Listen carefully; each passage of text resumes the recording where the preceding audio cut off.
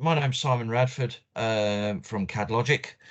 We've been working for the last 4 years well, the last 15 years really with John Lewis at various stages of their journey. Over the last few years, we've started on a new project to try and enhance the user experience and put data at the center of everything that they do. The idea behind this is to have desktop software to enable the users to do their jobs efficiently in collaboration with a central cloud server to hold all the data. It's data centric.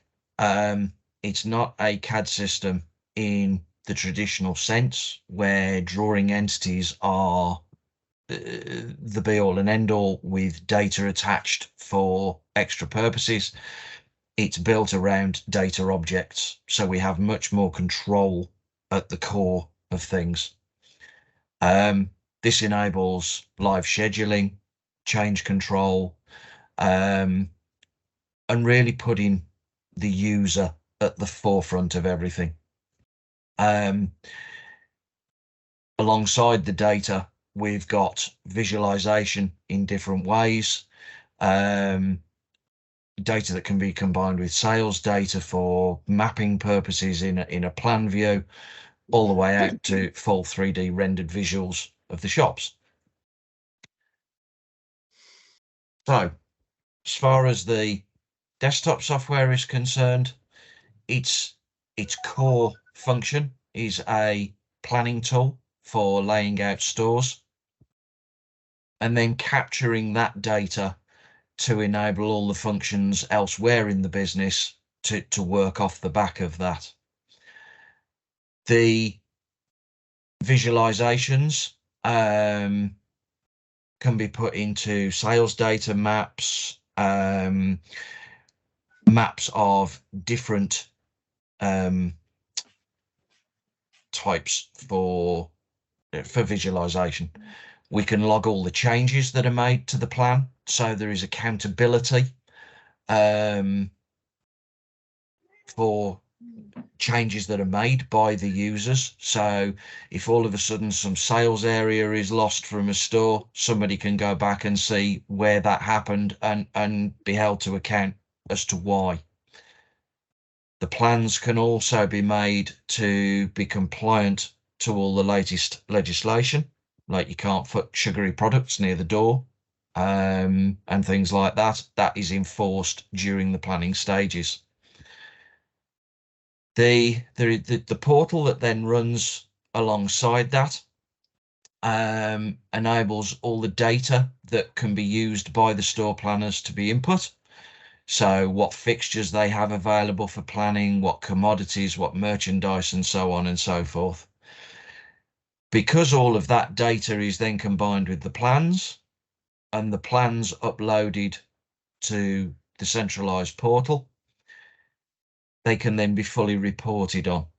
Things like where are sausages next to bacon in a store, which stores have sausages next to a bacon, or apples and pears next to bananas, for example.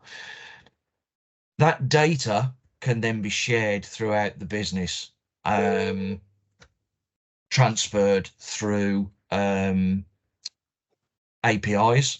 There's a big thing in the industry that still seems to rely on old tech for transfer between systems, and we're trying to push that forward now by putting APIs in place to let people under controlled circumstances, as was talked about on the last presentation, but controlled what can be accessed by who from the different sets of data.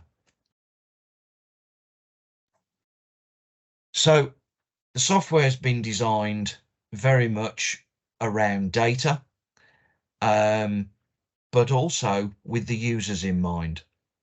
The one thing that we've found over the last few years is a lot of these systems are generic CAD systems with bolt-ons, which don't really constrain the user to a way of working. Now, whilst we want to give the users flexibility to do their jobs in whichever manner they need to, we want to constrain them to the rules. So looking at all the business critical processes that are there, we designed a system around those that guide the user as to what they can and can't do, what will and won't work. It's very much been a collaborative process with the customer on this project, as we do with a lot of our projects. It's a constant evolving process, and the software, I'll be the first to admit, the software that we ended up with at the end, which is by no means the end, but the stage we're at now wasn't quite what we envisaged at the beginning, and that process has evolved and continues to evolve as the customer changes with their ways of working. The portal, as I said, that can now be used to share data across the business and be used in different departments for different purposes, all from that original planning stage. So at the heart of a lot of systems, you have a drawing entity with data attached. That isn't the case with us. We have actual data objects that have a graphical representation. We work the opposite way round, and that enables us to control what data can be attached to the objects. It's a lot more validated than you would normally get in that respect, which then makes data transfer between the systems more streamlined and not prone to error.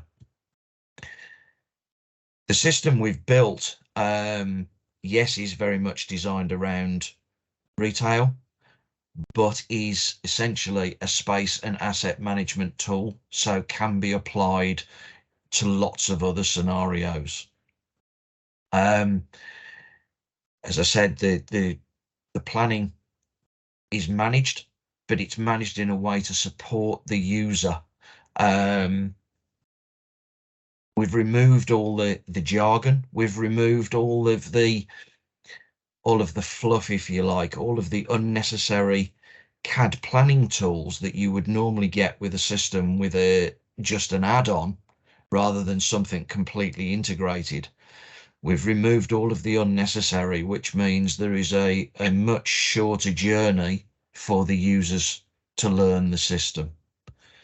Sorry, Simon, you have 1 minute left. Right, okay. This enables us to have live scheduling. So as the plan is changed, all visible to the user as they go, along with change. So built around the user, it's very easy to learn, very easy to use, which means your onboarding process is reduced.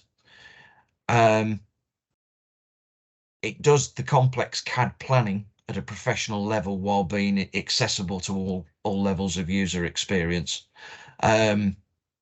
and supports and guides client processes and standards with the flexibility to cater for non-standard requirements. So the system has lots of controls for input and output of data, both on a drawing level and on a data level, all controlled via the CDE and the access controls in there. Going forwards, we're looking at actually driving the drawings from the data.